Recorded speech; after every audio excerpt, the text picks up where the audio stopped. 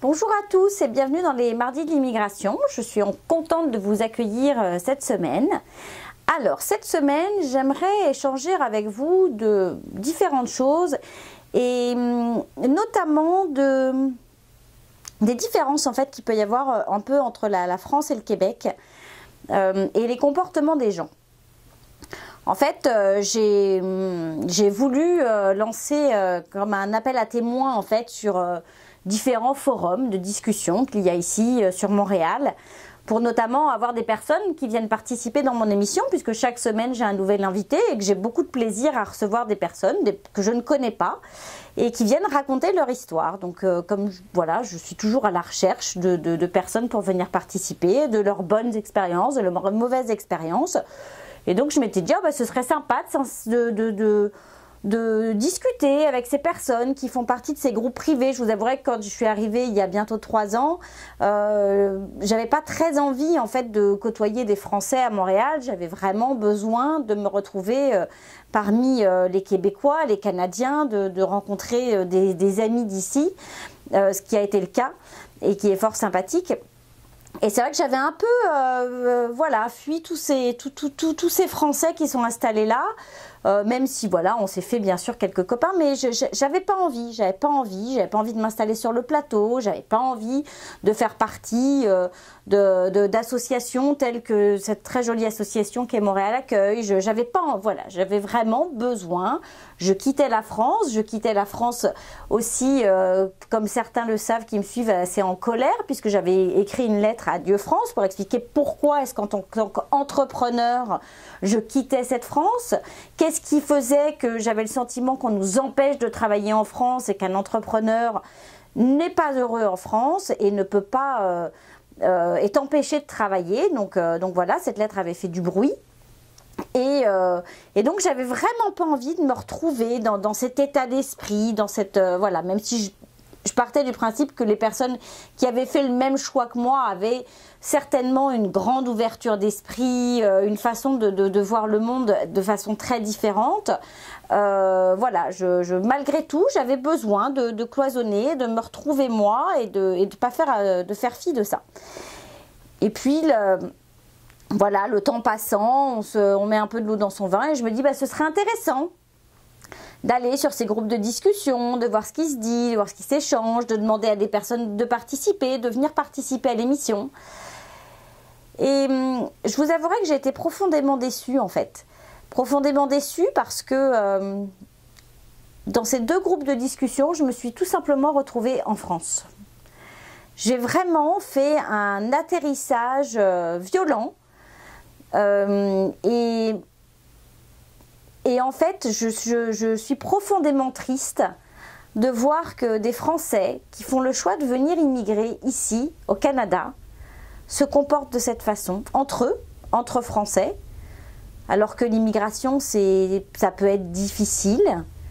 J'ai vu des réflexions fuser des uns aux autres, des casse-toi, ça sert à rien de venir ici, enfin... Vraiment des réflexions, un manque d'éducation absolument incroyable, un manque d'ouverture d'esprit, un manque de bienveillance et de gentillesse. Et j'ai quitté ces 2 groupes de discussion en moins de 24 heures, tellement j'ai trouvé ça minable. Et en fait, je pense que la grosse différence que je ressens, c'est que d'abord, ici, quand il y a des groupes comme ça qui sont créés, ce sont souvent des groupes qui ne sont pas fermés, ce sont souvent des groupes publics dans lesquels on peut aller. On n'a pas besoin d'aller s'inscrire, comme si on était des secrets. Et puis en plus, les gens qui font partie de ce groupe vont être des personnes qui vont plutôt être bienveillantes entre eux. Et il va y avoir une personne qui va être là pour... un des administrateurs du groupe qui va être là justement pour... vérifier, écouter, voir ce qui se passe, pas laisser le groupe partir comme ça, divaguer. Je vous avouerai que je m'étais dit que les Français qui étaient installés ici étaient des personnes ouvertes, des personnes gentilles, des personnes bienveillantes. Et en fait, je suis tombée de super haut. Et ça, c'est vraiment une énorme différence entre la France et le Québec. Une énorme différence. Je vous le dis, régulièrement, Je regarde maintenant, ça y est, depuis peu de temps, des émissions ici. Notamment une très belle émission que j'aime énormément qui s'appelle Tout le monde en parle. Qui a on a la même émission en France, mais qui est donc ici faite par des Québécois, animée par des Québécois. C'est une très belle émission et je trouve qu'il y a un vrai respect de l'autre, une vraie écoute. Ça m'arrive de suivre également des échanges en politique. Alors, ça ne les empêche pas de s'envoyer des choses dans la figure. Hein. Il y a de l'agressivité, mais par contre, je sais pas, je saurais pas vous dire, c'est différent. En tous les cas, je peux vous dire que j'ai été profondément déçue. Déçue de voir que on immigre, on vient ici, au Canada, et on se permet de se comporter comme si on était en France.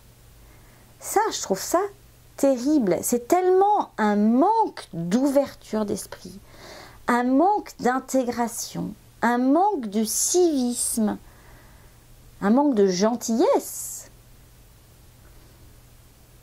Franchement, mais je vous le dis sincèrement, si pour vous, venir vivre ici, au Canada, c'est rester des Français aigris, grincheux, râleurs, cassants, vous n'avez pas votre place ici. Ici, c'est un pays de respect, d'écoute, de bienveillance, de confiance. C'est un pays dans lequel il fait bon vivre, c'est doux et agréable. J'ai pas envie, moi, d'être traitée de maudite française sous prétexte qu'il y a des personnes autour de nous qui se comportent de cette façon-là. Et ça, c'est le sujet dont je voulais vous parler aujourd'hui, intégration. On est les premiers en France à critiquer les immigrants qui arrivent en disant qu'ils ne sont pas capables de s'intégrer. Et nous, on arrive avec notre orgueil, ce que l'on est, et on se permet des réflexions désobligeantes envers d'autres Français qui ont fait la même chose. Ouais, honnêtement, je trouve ça très triste. Après, voilà, c'est comme ça, mais je trouve ça triste. J'aimerais bien, en fait, avoir cette fierté de voir que des personnes qui ont fait ce choix courageux de changement, de transition, même s'ils sont là pour pas très longtemps, même s'ils sont là pour 1 an, même s'ils sont là pour 2 ans, même s'ils sont là pour 3 mois, de voir que ces gens-là ont un bel état d'esprit, ont un état d'esprit de l'entraide, un état d'esprit de douceur et de bienveillance. C'est pas la peine d'aller secouer les gens sur les réseaux sociaux parce que vous êtes aigris et que vous vivez mal ce changement de vie. Si ce changement de vie vous ne plaît pas, personne ne vous oblige à rester. Personne. Ici, dans la rue, vous vous perdez, vous demandez à quelqu'un de vous indiquer un lieu, c'est limite si la personne ne va pas vous prendre par la main pour vous y emmener. Vous cherchez quelque chose dans un magasin, vous demandez un renseignement, on ne vous envoie pas bouler. On va vous aider à chercher le produit, on va vous emmener devant le produit. Vous posez une question à quelqu'un, parce que vous ne comprenez pas, on va vous l'expliquer, sauf si la question met la personne mal à l'aise.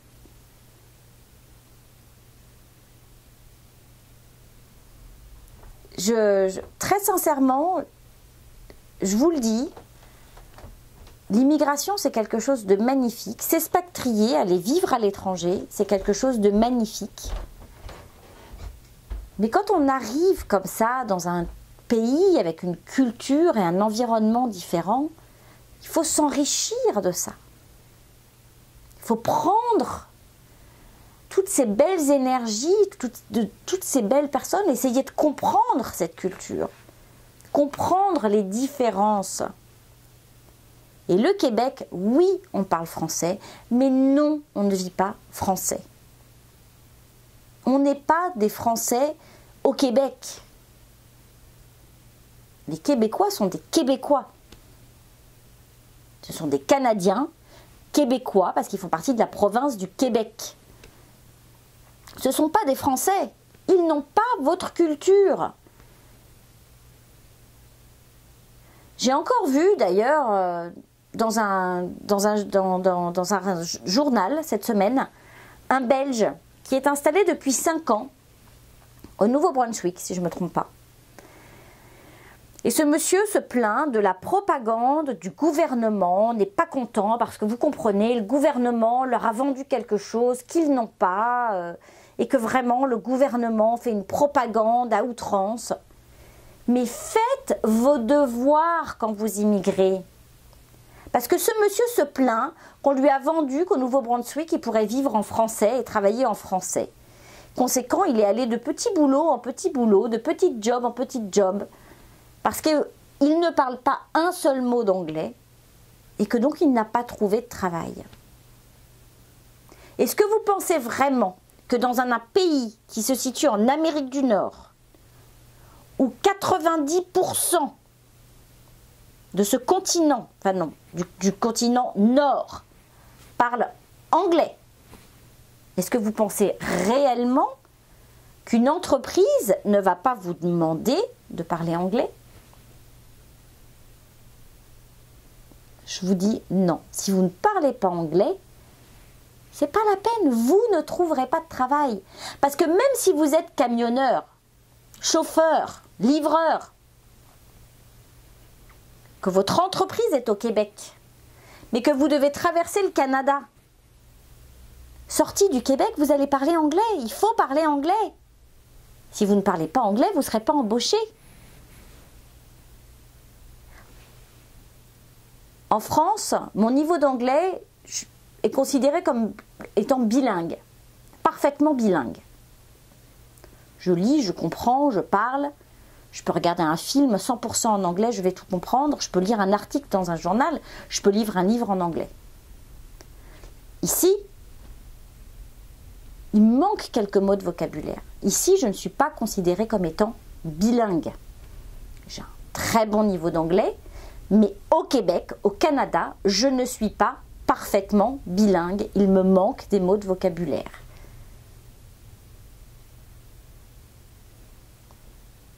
Dans mon cas, trouver un travail ici parce que je parle et que je passe d'une langue à l'autre sans problème, que je peux l'écrire, ça pose pas de souci. Par contre, si vous n'êtes pas capable de parler en anglais, c'est pas possible. Faites vos devoirs quand vous immigrez. Renseignez-vous de quoi vous avez besoin, quelle est la culture du pays. Allez sur des petites annonces, il y a plein de sites internet de petites annonces d'emploi. Une fois de plus, allez sur google.ca, cherchez des emplois au Québec. Vous verrez que dans la majeure partie des emplois, on vous demande de savoir parler anglais.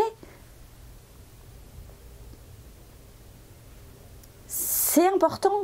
N'allez pas après râler sur la propagande du gouvernement. C'est vous qui avez fait le choix de venir. C'est vous qui n'avez pas fait votre travail. C'est vous qui ne vous êtes pas renseigné avant. C'est facile après d'aller dire que ce sont les autres parce que vous vivez mal votre immigration.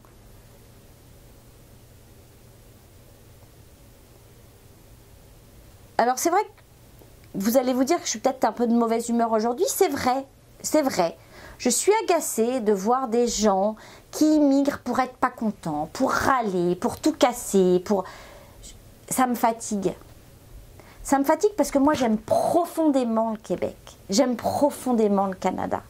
Je trouve que les gens qui sont ici sont des gens extraordinaires. On vous tend la main, on vous aide, on vous le dit. Faites-vous un réseau. Le réseau de vos voisins, allez à des fêtes de voisins, allez à des rencontres, discutez avec les gens. Mais ne vous mettez pas en avant, n'allez pas pérorer comme un coq. Non, soyez à l'écoute de l'autre, posez-lui des questions sur ce qu'il fait, sa vie, son emploi. Pas des questions sur la politique, parce qu'ici on ne va pas faire des débats. On ne débat pas ici, ça ne se fait pas. Mais qui ils sont, essayez d'aller les comprendre. Lisez, lisez-vous, intéressez-vous. Comment s'est construit ce pays? Comment s'est construit cette province? Pourquoi est-ce qu'il y a une loi 101? Pourquoi est-ce qu'elle existe? Pourquoi est-ce que le Québec, à un moment donné, a voulu, et il y a encore un parti qui souhaite se séparer, veut se séparer du Canada et devenir un pays indépendant plutôt que de rester une province? Renseignez-vous, faites vos devoirs. N'allez pas seulement sur des forums poser des questions à des personnes qui vont vous faire des généralités de leur propre vie. Ce qui arrive à Pierre n'arrive pas à Jacques. Ce qui arrive à Jeanne n'arrivera pas à Dorothée. Ce qui convient à mes enfants ne conviendra peut-être pas à vos enfants. Alors oui, les mardis de l'immigration, c'est là pour vous apporter de l'information sur l'immigration, comprendre, vous faire partager des expériences lorsque l'invité arrive. Aujourd'hui, je reçois Sébastien, qui est arrivé en PVT il y a déjà quelques années maintenant. Il s'est installé avec sa femme, ses enfants. Il est maintenant résident permanent. Dans quelques temps, il va demander certainement la citoyenneté canadienne. Très jolie histoire. Mais il s'est battu pour en arriver là. Ça a été dur. Chaque jour, c'est un combat. La semaine prochaine, j'ai mes nièces qui ont leur première communion. Je n'y serai pas. C'est dur. Ce week-end, on avait un baptême dans la famille de mon mari. En septembre, il y aura encore un autre baptême. J'ai raté la naissance de la fille de mon meilleur ami. Mon petit frère s'est marié en septembre l'année dernière. Je n'ai pas pu aller à son mariage. C'est difficile si vous êtes proche de votre famille. Et ce que je vis, là, ce que je vous dis, ça arrive à tout le monde. On fait ses devoirs avant d'arriver. Donc oui, c'est une province où on parle anglais. Même si le Québec, c'est français, ça parle français, ils sont francophones, il faut savoir parler anglais. Vous pouvez vivre dans votre quotidien, faire vos courses, aller chez le coiffeur, commander un taxi, aller au restaurant. Votre quotidien, votre vie personnelle, vous pouvez la faire en français. Quand il s'agit de l'emploi, vous avez besoin de savoir parler anglais. Alors une résidence permanente, je vous le dis, ça prend 3 ans. Et alors vous avez 3 ans pour vous préparer à parler anglais. S'il y a une chose que vous devez faire en France, en Europe, n'importe où vous êtes, vous qui voulez venir vivre et vous installer ici, prenez des cours d'anglais. Regardez des films en anglais. Lisez des livres d'enfants en anglais. Mettez-vous sérieusement à l'anglais. C'est votre challenge. Le deuxième challenge, c'est comprendre la culture du Québec. Être à l'écoute de ces gens. Pas arriver et prendre tout l'espace. Pas croire que parce que ça n'existe pas ici, c'est parce qu'ils n'ont pas eu l'idée. Pas penser que vous êtes supérieur, que la France a 6 ans d'avance sur telle et telle chose. Ça n'existe pas, c'est parce que ce n'est pas la culture. Il y a des choses ici qui n'existent pas en Europe, qui n'existent pas en France. Pas parce que ça ne marche pas, parce que ce n'est pas la culture. Ça, c'est important. Faites vos devoirs. Vous voulez venir habiter ici, faites un premier voyage d'introspection. Venez voir si ça vous convient. Frottez-vous à la population. Allez discuter, échanger. Et ce n'est pas parce qu'on va être positif avec vous, ce n'est pas parce qu'on va vous dire que c'est possible, que oui, que derrière, quand vous allez arriver, vous allez avoir un emploi sûr et certain. Vous devez faire vos preuves. Et pour faire vos preuves, vous devez savoir parler anglais. Et sincèrement, évitez d'aller dans ces groupes de discussion entre Français où les gens aigris discutent entre aigris et s'arrachent et se parlent mal. Sortez de ça. Sortez de cette communauté. Allez vers les autres. Allez dans des bars, côtoyer des gens, discuter, boire une bière. Sortez avec vos collègues le vendredi soir ou le jeudi soir, allez boire un coup. Essayez de faire ça, vous retrouver à aller boire un coup tous ensemble entre collègues.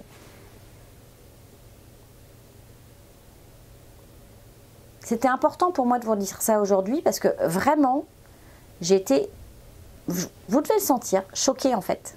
Choqué de voir qu'il y a des Français ici qui sont arrivés, qui se sont battus pour arriver là et qui sont comme en France. Les mêmes Français qu'en France. Ceux que j'ai quittés en fait. Ceux que j'avais surtout pas envie de revoir. Bah si, ils sont là. On n'a pas envie de les avoir ceux-là. Moi je vous le dis, moi j'ai pas envie. J'ai pas envie de les côtoyer.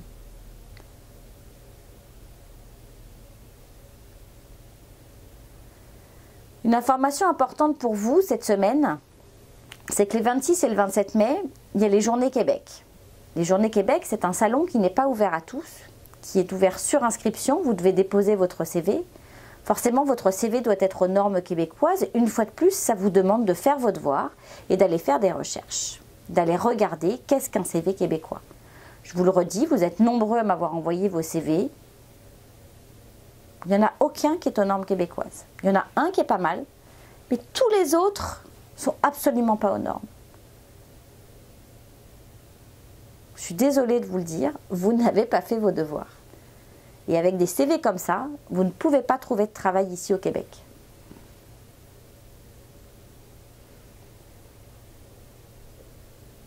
Voilà pour aujourd'hui. J'avais vraiment besoin de... Voilà, c'était un petit coup de gueule. Vous dire, vous venez ici, s'il vous plaît, je vous le demande. Soyez ouverts, soyez gentils, soyez généreux, soyez à l'écoute. Comprenez la différence culturelle. Elle peut ne pas vous plaire. Vous pouvez ne pas vous sentir bien ici. Mais si vous ne vous sentez pas bien ici, c'est parce que vous n'avez pas fait vos devoirs. C'est pas parce que les Québécois sont des imbéciles, c'est pas parce que le gouvernement canadien est pourri. C'est parce que vous n'avez pas fait vos devoirs. Vous ne savez pas si ça vous correspond. Vous ne savez pas si ça va vous plaire. Et oui, c'est différent. Le Québec et la France, c'est deux pays, enfin, le Canada et la France sont deux pays différents. Mais le Québec, c'est encore différent de Vancouver, ou de Toronto, ou d'Ottawa. Montréal va être différente de la ville de Québec, de la ville de Sherbrooke. Est-ce que vous vous rendez compte qu'entre Montréal et Vancouver, il y a 6 heures d'avion. On est à mi-chemin lorsqu'on est à Montréal, entre la France et Vancouver. Imaginez la grandeur de ce pays. La grandeur de ce pays doit vous faire comprendre que d'un endroit à un autre, c'est encore deux cultures complètement différentes. Chaque province a sa culture, chaque ville a sa culture aussi propre qui lui appartient. Et quand vous arrivez ici, au Canada, vous devez avoir fait votre travail, vous devez vous être renseigné sur quelle est la culture du pays, quelle est la culture de la province, quelle est la culture de la ville dans laquelle je vais m'installer. Et surtout, ouvrez-vous, s'il vous plaît. Laissez rentrer bienveillance, gentillesse et générosité. Confiance. Acceptez que vous n'êtes pas chez vous. C'est vous qui avez décidé de venir. C'est vous qui avez l'accent. Ça, il faut l'accepter et le comprendre. Comme d'habitude, on va maintenant passer à Valérie, qui va nous expliquer un peu tout ce qui se passe au niveau de l'immigration. Et en fin d'émission, on retrouvera Fabrice, qui est là, toujours, pour vous parler d'immobilier. Et d'ailleurs, n'hésitez pas à nous envoyer sur notre adresse commune avec Fabrice vos questions, auxquelles on répondra avec beaucoup de plaisir. J'espère vraiment, vraiment que ce petit coup de gueule vous aura fait comprendre ce que signifie vraiment de venir s'installer ici. On aura l'occasion de toute façon d'en reparler. Et puis n'hésitez pas toujours à faire appel à mes services.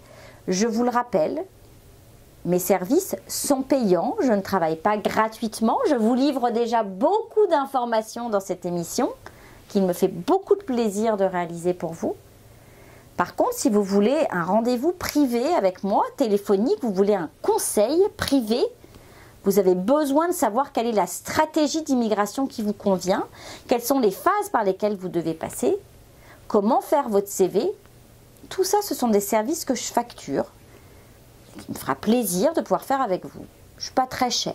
Sincèrement, l'idée, c'est de pouvoir toucher un peu à tout le monde. Et quand je facture 45 € pour passer une demi-heure de téléphone avec vous, je vous donne beaucoup d'informations en une demi-heure. Donc, je suis vraiment à un tarif intéressant. Bien sûr, tout ça, c'est sur rendez-vous. Vous n'êtes pas obligé de prendre ce service. Vous pouvez ne profiter que de la page Facebook et de cette information. Mais par contre, si vous avez besoin de moi en privé, je n'offre pas ce service gratuitement. Voilà. Allez, on se retrouve tout de suite après la pause avec Valérie. Conseil de pro vous est présenté par Valérie Flatt, consultante réglementée en immigration canadienne. Bonjour Valérie. Bonjour Géraldine. Alors aujourd'hui, on va discuter sur le mystère qui entoure le tour du poteau. Ah, oui, parce que c'est vrai. C'est un terme qu'on a découvert ici. C'est ça qu'on ne connaissait pas avant d'arriver. Non, ça c'est une terminologie bien précise, bien canadienne. Oui, qui répond en fait à une action précise aussi. C'est ça, c'est pas s'accrocher à un poteau et tourner autour. Non, c'est pas dans du pole dance non plus. non, c'est pas une activité physique. Non, c'est assez physique parce qu'il faut se rendre à la frontière, donc la seule, donc entre le Canada et les États-Unis. C'est ça, une frontière, plusieurs bureaux, mais une frontière. Et en fait, donc faire le tour du poteau consiste à sortir du Canada, faire demi-tour et revenir. D'accord, sachant qu'est-ce que quand on sort du Canada, qu'on s'adresse au moment où on sort du Canada, on est d'accord qu'on s'adresse à un douanier américain. Ouais. Est-ce qu'on lui dit, je suis là pour faire le tour du poteau? Exactement. On lui dit juste, ça dépend, il y a les deux cas de figure. Il y a les gens qui disent, tiens, j'en profite, je pars aux États-Unis. C'est ça, je me mange un petit steak un petit sandwich au crabe à Burlington. Burlington, où je vais même jusqu'au mall, je pousse jusqu'au même mall. Oui, pour faire des super courses. Des super courses. Donc il y a tous ceux qui en profitent pour aller faire les emplettes et les soldes. C'est ça. Ou il y en a qui sont vraiment... je vais peut-être aller faire ça ce week-end. Non, mais ça se fait. Il y en a plein qui vont. Hein. Et où il y en a qui disent, ah mais non, j'ai pas que ça à faire, moi j'y vais juste pour surtout faire demi-tour et revenir au Canada. D'accord. Donc là, l'agent, en fait, on lui dit clairement, votre intention c'est de rentrer aux États-Unis ou de revenir au Canada. C'est ça. Parce que c'est deux cas de figure complètement différents. C'est pas les mêmes papiers. Hein. C'est deux formulaires différents. Donc, vous sortirez quand même de votre voiture, mais voilà. Oui, ça implique quand même une petite demi-heure avec les Américains. C'est ça. Hein, qu'on le veuille ou pas, il y a un petit passage. Mais c'est pas illégal. On peut lui dire, je fais le tour du poteau. Ah, mais clairement, c'est pas illégal du tout. Et comment on dit le tour du poteau en anglais? Je sais pas. Il y a un truc. Non, c'est. I'm doing tour du poteau. Le tour du poteau. Moi non plus, je ne sais pas l'expression en anglais. Mais ils le savent très bien, ils sont au courant. Mais surtout, il faut bien l'indiquer parce que oui, effectivement, ils doivent remplir des petits formulaires. Ils vont vous techniquement refuser l'entrée aux États-Unis. D'accord. Ne vous inquiétez pas, dans votre historique, ce n'est pas un refus d'entrée aux États-Unis qui... C'est ça, c'est-à-dire qu'on nous remet un papier de refus, mais ça veut dire, enfin, voilà, il n'y a pas... vous n'êtes pas rentré. Voilà. C'est ça, ne vous stressez pas, non, la prochaine fois... Oh mon Dieu, j'ai été refusée. Non, j'ai pas été refusée. C'est juste là, maintenant. Limite, c'est vous qui avez refusé d'entrer. C'est ça. Non, je ne veux pas rentrer aux États-Unis. Donc, vous n'y rentrez. New York, mais non. Pas. Les soldes, surtout pas non plus. Non, rien. Je ne veux rien faire. Je veux juste revenir. Black Friday, mais non. Surtout pas. Donc, du coup, vous êtes quand même à l'extérieur du Canada. Et quand est-ce que je peux faire le tour du poteau? À quelle heure? Il n'y a pas des horaires? Il n'y a pas quelque chose comme ça? Est-ce que je peux juste Pardon. Oui, mais je suis excitée là, ça m'intéresse. Parce qu'en fait, vous êtes dans un no man's land entre les États-Unis et le Canada. Donc on est d'accord que là, vous êtes à un moment je peux installer ma tente de votre au no man's land. Vous êtes à un moment crucial de votre vie. Vous êtes finalement plus rien. Pas plus rien. Disons que vous repartez à la case départ. Oui, c'est ça. Il y a un agent qui va devoir prendre une décision sur le fait qu'il vous laisse rentrer à nouveau au Canada. Est-ce que vous avez un statut légal de rentrée ou pas, quoi? Est-ce que vous êtes en mesure de pouvoir rentrer au Canada ou pas? Et alors là, c'est là que je dis, on ne prend pas de risque inutile. Et on dit oui, non, oui, non. Oui, on choisit bien son moment pour y aller. D'abord parce qu'il y a des horaires. pour répondre à ta question. Ok. Et des horaires, parce que maintenant, ils ont appliqué ces horaires-là parce qu'il y avait trop de demandes. Et du coup, les agents n'étaient pas forcément formés pour faire des permis d'études et des permis de travail. C'est ça. Dans les douaniers, il y a des douaniers qui sont spécifiques à l'immigration, mais des douaniers qui sont spécifiques à la sécurité. Enfin, il y a aux douanes, au passage de biens. C'est ça. Et puis, on est quand même entre la frontière entre les États-Unis et le Canada, donc vous pensez bien qu'il y a aussi le problème des l'immigration illégale. C'est ça. Ou des gens qui viennent demander le statut de réfugié. Donc les agents, ils sont formés sur quand même différentes choses.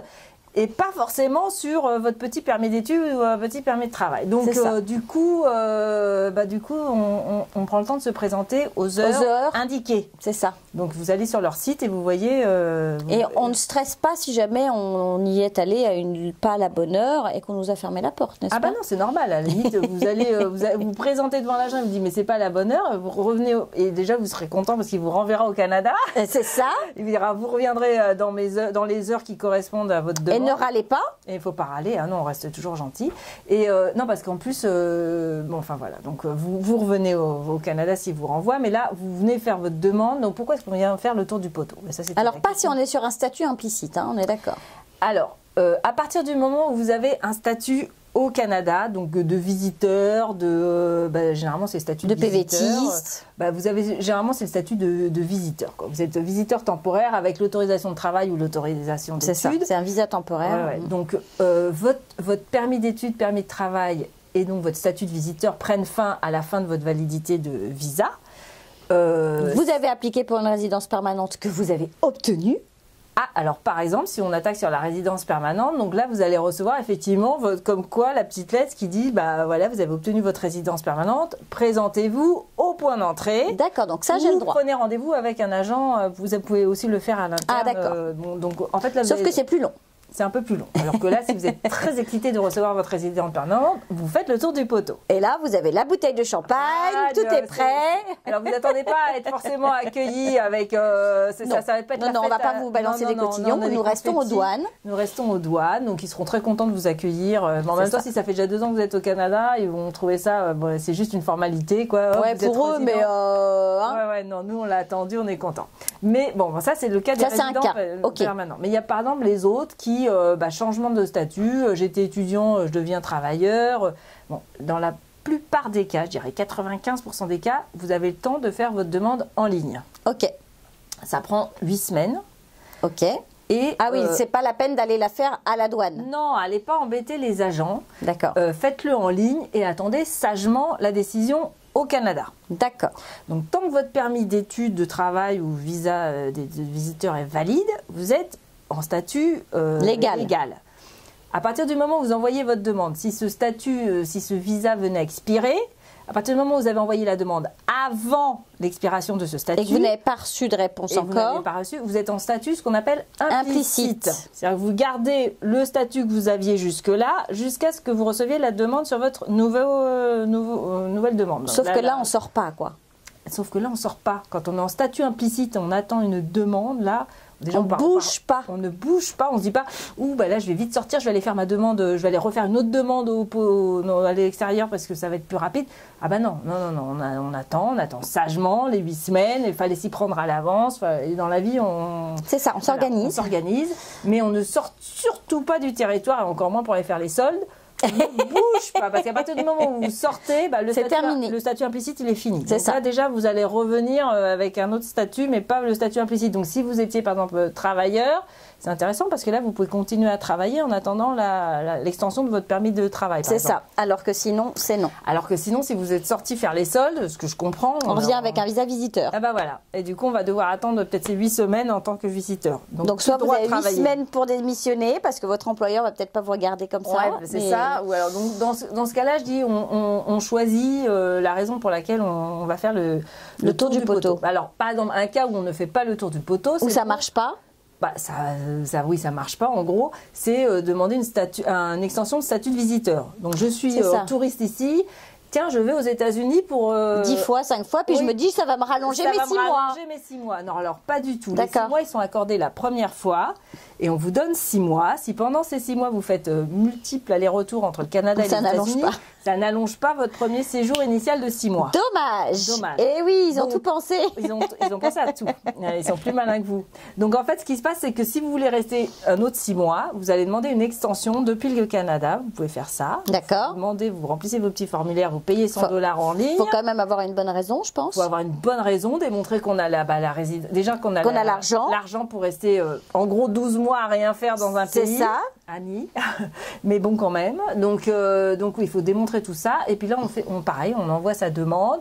Statut implicite pendant les 8 semaines que ça prend à traiter votre demande. Donc en même temps, déjà, si vous l'avez envoyé la veille de la fin de validité de visa de visiteur, en gros, vous rajoutez déjà un petit 2 semaines de statut implicite où vous pouvez rester tranquille visiteur ici. Ouais. Évitez d'avoir des soucis de santé. Bah alors c'est ça. Alors quand on est visiteur, déjà on se couvre d'une petite assurance pour être tranquille. Vous n'êtes pas couvert, donc sachez-le. Voilà. Donc le tour du poteau, ça se fait vraiment que dans des raisons, enfin dans des cas. En changement en fait de statut. Par exemple, et puis si vous êtes invité, par exemple, vous avez fait une demande de permis d'études, permis de travail à l'extérieur parce que vous étiez ici en tant que visiteur, par exemple, et vous avez dit, oh bah tiens, il y a une école qui me plaît, j'aimerais bien faire ce programme, j'envoie ma demande pour entrer dans ce programme. Mais je suis quand même restée là en attendant. Je suis restée parce que j'avais mon statut de visiteur pendant 6 mois et puis que j'ai envoyé vite ma demande, puis je sais que je vais avoir la réponse avant. Vous allez obtenir votre lettre qui vous autorise à vous présenter au point d'entrée pour obtenir votre permis d'études. Et ben c'est là qu'on fait le tour du poteau. On fait le tour du poteau parce qu'on vous invite à vous présenter au point d'entrée. C'est ça. Donc il y a quelques autres cas où effectivement vous pouvez aller, si vous êtes déjà étudiant ou travailleur ici avec un permis d'études ou un permis de travail, où vous pouvez aller demander un changement de statut, une extension au point d'entrée, mais ce sont des cas très précis. Très particuliers. Ouais, donc on ne fait pas n'importe quoi à la frontière. D'abord parce que les agents, ils sont pas là, c'est pas leur métier principal, que vous n'êtes pas sûr que le jour où vous allez vous présenter, ils soient d'humeur à traiter votre demande. Donc s'ils ont eu un quart entier d'immigrants qui venaient demander le statut de réfugié, forcément ils vont être dans un autre état d'esprit. Et alors vous, votre petite demande de permis de travail ou permis d'études, là, ils vont juste dire non mais c'est vraiment pas le jour quoi. Non c'est ça, puis vous en rendez peut-être pas vraiment compte, mais il y a quand même beaucoup de migrants qui arrivent en ce moment. Oui. Merci Trump qui a changé pas mal de choses. Donc, voilà. On essaye de faire tout en ligne et de rester sagement chez soi, attendre la réponse. Et puis voilà, parce que quand vous faites tout... Et on ne panique pas. Et on ne panique pas, surtout. Et on ne se précipite pas inutilement à sortir du pays. Du poteau, faire le tour du poteau, là, non, ça c'est juste la dernière chance, je dirais. C'est vraiment la dernière solution. On le garde comme plan C, voire Z. Mais avant, il y a d'autres choses qu'on peut faire. Il y a d'autres moyens d'obtenir son permis d'études, permis de travail ou son extension. On fait pas les choses n'importe comment. Oui, malheureusement. Donc le tour du poteau, vous avez bien compris. Voilà, c'est sortir du Canada, rentrer au Canada, dans certains cas, calmement, posément. Intelligemment. Voilà. En passant par la case solde, si vous voulez, pour vous détendre. Voilà. Et sur ce, écoutez, on vous souhaite une bonne fin de semaine et à la semaine prochaine. Super, à la semaine prochaine Valérie, et nous on se retrouve après la pause. La parole est à vous, vous est présentée par Du Côté de Montréal, partenaire de votre immigration. Bonjour Frédéric. Bonjour. Merci de participer à l'émission. C'est un plaisir. Et donc tu es là pour partager ton expérience auprès de nos interlocuteurs et leur raconter ton parcours d'immigration. Donc est-ce que tu peux nous dire en quelle année déjà tu es arrivé et sous quel statut, comment ça s'est passé en fait, comment tu as fait tout ça? Donc nous on est arrivé le 10 août 2013. D'accord. On est arrivé avec un statut de PVTiste. D'accord. Les deux. Avec 2 enfants. Et qui avait quel âge? Qui avait 2 et 6 ans. D'accord. Petit? Oui, encore tout jeune, mais prêt à voyager. Et l'hiver, avec des tout petits, quand on arrive comme ça, 2-6 ans? Alors on est arrivé le 10 août, donc on était encore en belle température, ça allait très très bien. Et l'hiver de cette année-là, c'était formidable parce que c'était probablement un des pires hivers que tout le monde se rappelle pour avoir vécu le pire hiver de sa vie, 2013 à 2014. Les vidéos qu'on a vu tourner D'accord. Donc on a été servi pour le découvrir et ça nous a rassurés de voir qu'on était tous très contents. Ça s'est bien passé, on n'a eu aucun problème, c'était vraiment super. On s'est habillé, on s'est équipé, on a mis ce qu'il fallait, on a mis des bottes, on a mis des gants, on a mis, enfin en tout cas, on a bien profité.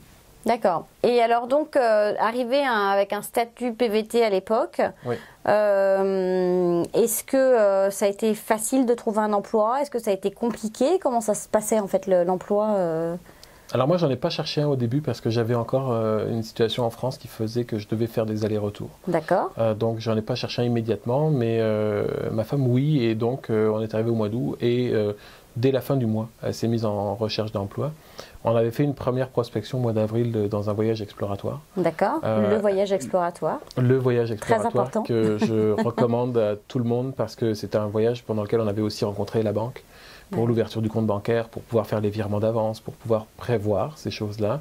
On avait rencontré la personne à l'école pour l'inscription des enfants, visité le quartier dans lequel on ciblait notre installation. On a été aidé par une amie qui est agent d'immeuble, qui en fait nous avait demandé ce qui nous plaisait dans la vie. Et en gros, il nous avait ciblé un quartier qui est dans le Vieux-Longueuil, qu'on n'a jamais quitté depuis tellement on est tombé amoureux du coin. Et finalement, on aurait pu habiter à Laval, comme on aurait pu habiter à Brossard, comme je ne sais pas où d'ailleurs. Puis finalement, on est tombé là. C'était quelqu'un qui a compris ce que nous, on aime dans la vie. Et puis finalement, il nous a dit, vous allez habiter là. Donc on a dit oui. Voilà, c'est ça. Et cette même personne-là nous avait pris les rendez-vous avec l'école, avec la banque et tout. Génial. C'est une amie de la famille de très longue date qui est québécoise, qui avait fait un jumelage d'école, d'université avec la sœur de ma femme qui, elle aussi, vit à Montréal depuis 20 ans. La sœur de ta femme vit à Montréal depuis 20 ans. Depuis 2000, donc 18 ans. 18 ans, d'accord, ok, waouh. Elle est en partie la raison de notre départ, d'ailleurs. D'accord. Voilà.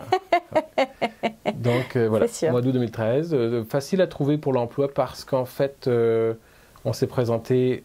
Donc en avril, quand je dis facile, au mois d'avril, on avait fait ce voyage exploratoire pour rencontrer des écoles dans le domaine dans lequel elle travaille, qui lui ont dit non, tu gardes pas de papier, t'es pas installé, donc on parlera pas de travail.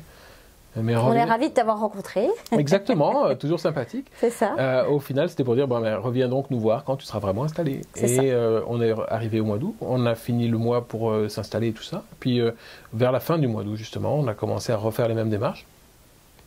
Et là, elle a trouvé un travail en 3 jours.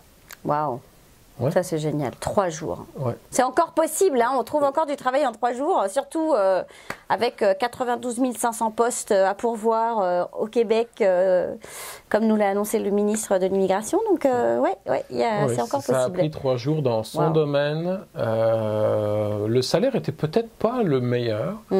Mais c'était un emploi qui correspondait à son métier. C'est ça, c'est-à-dire qu'elle a retrouvé dans son métier. Alors le salaire, elle s'est peut-être un peu fait prendre parce que c'est une nouvelle arrivante et qu'ils n'auraient peut-être pas fait... Mais bon, après, voilà, c'est aussi le jeu d'immigration quelque part, ça peut arriver. C'est ça. Tout le monde était content finalement. Oui, c'est sûr. Je pense que les Français sont pas mal appréciés aussi parce que globalement, travailleurs, efficaces. On a beau dire qu'ils ne travaillent pas beaucoup chaque semaine en France à 35 heures, mais c'est vraiment 35 heures de travail. Alors moi, j'ai quand même, excuse-moi, tu as raison, hein, sur mais on m'a quand même dit, alors vous les Français, vous êtes quand même le pays le plus travailleur au monde, le plus rentable. Parce qu'en 35 heures, être placé à ce niveau-là de l'économie, et waouh, vous êtes des sacrés travailleurs. Ouais. Et c'est vrai que moi, on n'a pas cet œil-là quand on est de l'autre côté. Ouais. Et puis d'entendre les gens dire, bah oui, je pense qu'il y a un certain taux de rentabilité étant donné le peu d'heures et finalement, on est très productif en tous les cas. Alors, à 35 heures, oui, je pense que c'est le mot, c'est productif. C'est ça. Et alors que quand on voit certaines semaines de 40 heures qu'on peut vivre ici, ils ne sont pas toujours très productifs. Ouais, c'est ça, c'est plus long. Donc c'est pas fait pareil en tout cas, il ne faut pas forcément comparer ça. Ouais, non, mais c'est sûr. Donc en tout cas, elle a trouvé un premier emploi ici à 37h50, qui est un genre de moyenne. D'accord. Payé raisonnablement, mais c'était dans Montréal, c'était facilement accessible de l'endroit où on habitait, et puis et dans son domaine, et voilà. Donc, ça c'est sympa. Ouais, ça a permis de se faire assez bien, et puis de nous permettre de commencer à nous installer avec ce début de sérénité là. Ouais, ça c'est sûr que c'est sympa. Et les enfants se sont bien acclimatés au changement. Alors j'imagine que là où le petit de 2 ans, je sais pas si Oscar, garçon, 2 ans, et Nina, ma fille, 6 ans. C'est ça, Oscar, ça devait être 2 ans, bon, on se fait un peu... Ce qui devait être agaçant, c'est peut-être les gants, la tuque. C'est ce qui était le plus dur au tout début. C'est ça. Mais ça s'est bien passé, en fait, parce qu'on n'a pas montré, nous non plus, qu'on n'aimait pas ça. Au contraire, on aime ça. Donc, on aime ça parce qu'on aime avoir chaud. Ouais, non, mais c'est vrai que c'est sympa, ça fait partie ça allait bien. Et puis lui, il est rentré à la garderie ici, donc, parce que c'était pas non plus encore l'âge d'être à l'école, donc il est rentré à la garderie. Vous aviez le droit à une garderie publique ou privée? Comment ça s'est passé? On n'avait pas le droit. C'est ça. Parce qu'on n'a pas le droit au retour d'impôt, donc on n'avait pas le droit au CPE. D'accord. Donc je ne sais plus même ce que ça veut dire CPE, ça, en tout cas... Je ne sais pas la traduction. L'équivalent d'une crèche. Voilà, c'est ça. D'une crèche publique. Donc on a trouvé une garderie privée, mais qui était en fait quand même avec une aide fiscale à la fin, mais tu ne peux pas en bénéficier au début. Au début, c'est ça. C'est dans ta déclaration d'impôt et là tu as un retour de crédit. Oui, ce qui est quand même très très cool parce que comme on se fait prélever les impôts à la source et qu'on paye ça très cher tous les mois, finalement tu as une très belle surprise à la déclaration d'impôt. Ouais, donc ça c'était assez agréable. Et finalement, donc lui est rentré à la garderie et ma fille est rentrée dans l'équivalent de la première année donc d'un CP français. Oui, c'est ça. En école publique, puisque notre vision était d'être en domaine public. Je voulais pas que mes enfants soient inscrits dans une école française. Tu ne quittais pas forcément pour qu'ils retrouvent... Non. Et puis on voulait s'intégrer dans notre quartier, dans une école de quartier, avec des voisins et avec beaucoup de voisins autour de nous qui d'ailleurs ont des enfants du même âge. C'est ça. Et que les enfants puissent se retrouver après l'école et qu'ils puissent eux aussi se créer leur... Puis c'est une école de marcheurs, c'est-à-dire que tu ne peux pas y aller autrement quasiment qu'en marchant. C'est génial. Donc tous les enfants se suivent et se retrouvent pour traverser ensuite les rues avec un brigadier à chaque carrefour. Ouais, c'est ça. Nous on a vécu ça aussi, c'est vrai que c'est génial. On a aimé ça. Ouais. Et donc elle est rentrée à l'école. On a quitté donc nous la France quand elle était en fin de maternelle. D'accord. C'était aussi pour ça qu'on a joué avec cette date-là, parce qu'elle devait quitter l'école maternelle pour rentrer à l'école primaire. En passant à l'école primaire, on savait que de toute façon il y avait une rupture. Donc c'était le meilleur moment pour qu'on quitte et qu'à ce moment-là, elle passe à l'école primaire québécoise. Puis le petit, de toute façon, n'était pas scolarisé. Donc, voilà. Et alors, est-ce que les 2 enfants aujourd'hui ont un accent très québécois? Ma fille, oui. Elle est bilingue. Elle parle français et québécois. Elle rentre à la maison, elle reprend ses mots de français. Si elle ne sait pas qu'on la regarde et qu'elle est dans son domaine, dans son école avec ses copains ou copines. Elle a un autre langage. Elle a un autre langage. Elle a un autre accent. Mon fils, bizarrement, lui, il n'a pas d'accent. Il y a des expressions. C'est possible. Beaucoup d'expressions, mais un accent très peu marqué. La garderie où il était très... cosmopolite. Il y avait autant des hispanos que des anglos, que des francophones, avec des tendances à l'accent varié, ce qui fait qu'il s'est plus trouvé, à mon avis, imprégné de notre accent. Oui, c'est ça, de ce qu'il entend à la maison. Qu'il entendait partout, parce que c'était un peu la cacophonie des accents. Oui, c'est ça. Moi, j'ai une cousine qui est là depuis 9 ans. En 9 ans, elle a 3 garçons et elle en a 2 qui sont complètement avec le langage, le parler québécois, et un qui continue de parler, qui n'a jamais pris l'accent. Ah, c'est drôle ça. Il a toutes les expressions, mais il n'a jamais pris le... Donc moi je me dis, je sais pas. On verra. Non, en tout cas, nous on force rien. Oui, c'est ça, c'est naturel. Et... On vit avec l'accent, on comprend pas. Moi on me dit souvent que j'ai pris un peu l'accent et puis... je ne l'entends pas. Souvent, quand j'appelle en France, on me dit j'ai pris l'accent. Et puis quand je parle avec mes collègues québécois, on me dit qu'est-ce que tu as l'accent français? Ça dépend de quelle oreille qui entend. Alors, d'une oreille de française, je te rassure, tu as effectivement un petit côté un peu chantant, peu, voilà. Mais je comprends que les Québécois te disent que tu n'as pas d'accent parce que tu continues sur certains mots à avoir du pointu. Voilà. Et alors toi, donc, tu n'as pas trouvé de travail tout de suite, c'est ce que tu expliquais. Tu as fait quelques... Donc tu n'en as pas cherché, d'accord. Tu as fait des allers-retours. Et le jour où tu as décidé de trouver du travail, est-ce que ça a été simple pour toi? Est-ce que ça a été plus compliqué? Parce que qu'est-ce que tu cherchais en fait comme poste? Est-ce que c'était déjà un poste à un certain niveau qui faisait que... En fait, j'étais directeur général d'une concession automobile en France. D'accord. Avec plusieurs sites. Donc j'avais beaucoup de chance parce que j'ai travaillé fort, j'ai bien gagné ma vie. Ça allait vraiment très très bien. Puis dans notre expatriation, je n'étais pas forcément pour viser de retrouver un train de vie ou de retrouver un salaire ou de retrouver une responsabilité. D'accord. On s'installe au Québec pour vivre une vie différente et on voulait notamment sauver du temps pour s'occuper de nous, de notre famille, avec les enfants, passer plus de temps. Ça n'a pas marché du tout, par exemple. Parce que j'ai trouvé le travail dans le métier dans lequel j'ai toujours travaillé, et je suis retombé dedans. Mais, comme Obélix. Ben, On était tombé dedans quand on était petit, c'est ça. Ah non, c'était pas ça que je voulais. Excuse-moi, mais non. C'était par rapport à. Mais en fait, non, j'ai pas. J'ai cherché. Au tout début, j'ai répondu à des annonces d'emploi qui correspondaient à ce que je savais le mieux faire. D'accord. C'est rassurant en même temps, je te le remets dans le vrai sens. Non, c'est pas exactement ça. J'ai commencé à me dire, j'aimerais essayer de travailler dans autre chose. D'accord. J'ai commencé à postuler dans d'autres choses et je me suis rendu compte que finalement, ça allait être compliqué. Ça allait être vraiment compliqué. J'avais zéro expérience dans autre chose. Donc, ce qu'on me demandait, c'était même pas mon diplôme, c'était t'as fait quoi dans la vie, dans le domaine dans lequel tu t'intéresses C'est ça. Qu'est-ce que tu sais faire? C'est ça. Et puis là, je dis rien, parce que le domaine dans lequel j'aimerais rentrer ou pour lequel on se rencontre, je sais pas, j'ai jamais fait. Et donc là, on dit regarde, oublie ça, ça sert à rien parce que nous, on cherche une expérience dans ton profil, si tu l'as même pas. Donc, j'en ai essayé, par exemple, des places. Je suis allé à une dizaine d'endroits, j'ai rencontré des gens, j'ai fait des approches dans le domaine bancaire que je trouvais intéressant. Dans l'assurance, je trouvais ça intéressant, mais tout le système ici est bien spécifique. Ça prend un permis d'assurance. Ouais, c'est ça. Pas de résidence permanente, mes diplômes n'étaient pas encore... j'avais pas fait mes équivalences pour pouvoir prouver et tout.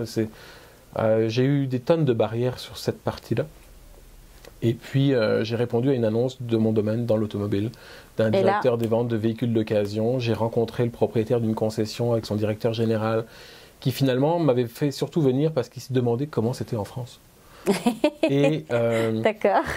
Et finalement, dans la rencontre, j'ai un peu perçu que dans le fond, c'était pas trop ma candidature qui les intéressait, mais plutôt de leur expliquer une autre vision du marché. Ouais, c'est ça. Et c'était vachement sympa parce qu'ils s'en sont pas cachés. Tu sais, c'était vraiment, écoute, regarde, on t'a fait venir pour l'entrevue, mais c'est pas sûr qu'on t'embauche parce qu'on est plus curieux de savoir ce que toi t'as vécu puis comment on peut peut-être se servir de tes idées. Bon, incroyable. Voilà. Mais au moins, c'était direct. C'était correct. Ils m'ont pas caché ça et donc je me suis dit, rendu là, parlons-en. Et puis à la fin, finalement, ils me disent, regarde... c'est intéressant comme gars. Intéressant, tu vas nous apporter une plus-value. Ouais, c'est ça. Et finalement, c'est moi qui les ai rappelés en leur disant, finalement, ça me tente pas. Aïe. Parce que je ne prendrais pas un poste de directeur là. Ce que vous m'avez expliqué me fait penser que je ne suis pas capable. Je ne connais pas le marché. Je ne connais pas les valeurs des véhicules d'occasion. On parlait de véhicules d'occasion. Je ne suis pas sûr de savoir comment les racheter et j'ai aucune maîtrise de votre système de taxes. Donc, d'accord. Ça me faisait assez peur. En fait. Bah oui. Donc, je me suis dit, c'est très pour découvrir ça, je vais me faire embaucher discrètement comme vendeur de voitures dans un garage. Et là, c'est pas difficile parce qu'ils en cherchent tous les jours, partout, tout le temps, partout. Il suffit que tu te présentes à la porte d'un garage, tu amènes ton CV et puis tu dis bonjour, je voudrais travailler avec vous. Il faut quand même avoir un statut. Hein. Oui, oui. En l'occurrence, il le fallait parce que... encore que je te dis ça, non. Parce qu'ils m'ont même jamais rien demandé. Incroyable. Non. Dans aucune des entrevues, on m'a posé la question sur papier d'immigration. Et tu les as pas donnés quand tu as été... Non. J'ai donné mon numéro d'assurance sociale à la comptable. C'est ça. Et ça leur a suffi. Et je ne sais même pas si elle me l'a demandé, honnêtement. Si, ils sont obligés. Elle me l'a sûrement demandé, mais moi, je l'ai donné de toute façon, mais il n'y avait aucune curiosité à connaître ni la fin de ni l'expiration de mon permis de travail. Ça, tu as de la chance. T'es chanceux. Rien. Ouais. Donc, je suis rentré le jour de la Saint-Valentin. De février 2014 comme vendeur de chars chez Chrysler à Saint-Hubert sur la Rive-Sud. D'accord. Grosse affaire. Un concessionnaire préhistorique avec des gens d'une autre vision de l'automobile qui pour moi était loin de la mienne. Quand je dis préhistorique, dans le sens que c'était un concessionnaire qui était établi depuis longtemps. Oui, j'avais compris. C'est pas préhistorique les gens, mais oui. Et vraiment tout un concessionnaire, quoi. Puis typique des voitures américaines et tout. Des grosses voitures américaines, je trouvais ça super intéressant. J'ai rencontré des propriétaires super, dont un qui était très orienté sur la formation, qui m'a donné 3 jours de formation hyper intense sur comment ça se passe, la vente ici. Génial. C'était extraordinaire parce qu'en 3 jours, il m'a donné la traque de vente qui est enseignée à toute personne qui veut faire de l'automobile au Québec. C'est super rigoureux, c'est la différence majeure par rapport au métier que je faisais en France. C'est organisé. Il y a un processus. Tu n'accueilles pas un client juste comme ça. Tu l'accueilles parce que tu vas faire ça, ça, ça avec lui, puis après ça, ça et ça. Tu poses cette question-là, tu expliques ça, on parle de ça. Et après, tu rencontres le directeur financier qui s'occupe des papiers. Ouais, non, mais c'est vrai que moi, je l'ai vu, j'ai acheté une voiture, et puis j'ai vu que, voilà, je tournais de bureau en bureau, et enfin, voilà, c'était bon. Et vraiment, en tout cas, moi, ça m'a donné la plus belle expérience de vente que j'ai jamais eue, parce que c'était structuré. J'en ai profité pour visiter la concession. En fait, c'est-à-dire que j'avais un carnet de notes que j'ai toujours avec moi. Je suis un fan des Moleskine, et je note, je note, je note. Et en l'occurrence, je suis allé au magasin des pièces de rechange, je suis allé à l'atelier, je suis allé au véhicule neuf, véhicule d'occasion, un peu à tout ce que j'ai pu découvrir, et j'ai noté. Génial. Pour me rendre compte que finalement, il n'y avait pas de différence. Avec ce que j'avais connu en France, c'était la même chose. Il y a des subtilités, des taxes, des choses et autres, mais c'était le même métier. C'est ça, finalement, c'était le même métier. Ouais. D'accord. Et donc, aujourd'hui, tu as donc évolué, je présume. Tu n'es plus juste vendeur en boutique. Qu'est-ce qui a fait, à quel moment, en fait, parce que vous êtes sur un statut différent, le PVT est passé depuis longtemps. Est-ce que ça a été en fait, compliqué, facile? Comment ça s'est... C'est compliqué. C'est compliqué parce que il y a à la fois les ambitions professionnelles, de vie personnelle, puis au milieu de ça, tu as des papiers. C'est ça, et donc, l'administratif. L'administratif de l'immigration, on est passé par toutes les étapes. Et pas les plus drôles, en fait. Parce que donc, notre PVT, déclenché initialement donc, par ma femme en août 2013, allait jusqu'au 10 août, donc 9 août 2014. Le mien, je l'ai commencé au mois de novembre 2013 à cause d'allers-retours en France qui font que la douane m'a demandé à un moment donné, ce serait peut-être bien que vous régulariziez votre situation parce que ça marche pas, votre truc là. Donc j'ai été obligé de déclencher, je ne sais pas si le mot est le bon, mais en tout cas j'ai présenté mes documents pour ouvrir mon permis de travail pour 12 mois. Parce que je crois que c'est 2 ans maintenant. Oui, maintenant c'est 2 ans. Donc c'est quand même plus cool, mais en tout cas là c'était 12 mois. Donc j'ai commencé mon PVT en novembre 2013, qui est expiré au 31 octobre 2014. D'accord. Donc j'ai commencé mon travail de vendeur en février 2014. D'accord. Jusqu'au 31 octobre 2014, parce que mon permis de travail expirait. Parce que le PVT de ta femme s'est expiré? Le sien était déjà expiré. Ah non, c'était le tien. Elle s'était rattachée au mien par une subtilité hyper rapide administrative pour dire « Ah, ben, puisqu'il en a un, tant je peux en avoir un. » Ouais, c'est ça. Mais ça a duré que de août à novembre. Donc on s'entend que c'était que 2 mois, là. C'était 3 mois, pardon. Mais non, même pas. Enfin, 2 mois et demi. Et là est rentré le début du stress. Là, parce que finalement, son permis arrivé à échéance, comme il était lié au mien, donc tous les deux, nous n'avions plus le droit de travailler. Mais dans l'entreprise où elle travaillait, il y avait une belle complicité avec sa responsable, propriétaire aussi de l'entreprise, qui lui dit, il existe un statut qui est celui de jeune professionnel, et le métier que tu fais, tu es éligible. Ouais, c'est ça. Du moins, en tout cas, le métier d'adjointe administrative qu'elle occupait à ce moment-là. Pouvait être en tant que jeune pro, c'était correct, ça marchait. Puis finalement, ça a été validé que ça se passerait comme ça. Mais ça ne donne pas un papier que ce soit validé. C'est ça. En attendant, on est en stress et on se dit, est-ce que je peux rester là? Est-ce que je peux rester là? Est-ce que ce que je fais, c'est bien? Est-ce que je risque pas? Donc, la belle rencontre qu'on a faite à ce moment-là, c'est celle d'un avocat qui connaît son métier. Ouais, c'est ça. Et Alexandre s'est occupé de nous de ce jour-là, avec l'organisation du jeune professionnel dans cette entreprise-là. Génial. Avec son statut, ce qui fait que ça ouvre un statut implicite, ce qui veut juste rien dire. C'est-à-dire que tu as le droit, mais tu n'as pas le droit, mais tu ne sais pas trop si tu as le droit. Tu es là, mais donc c'est... Oui, si, et donc, ça a démarré à cette date-là.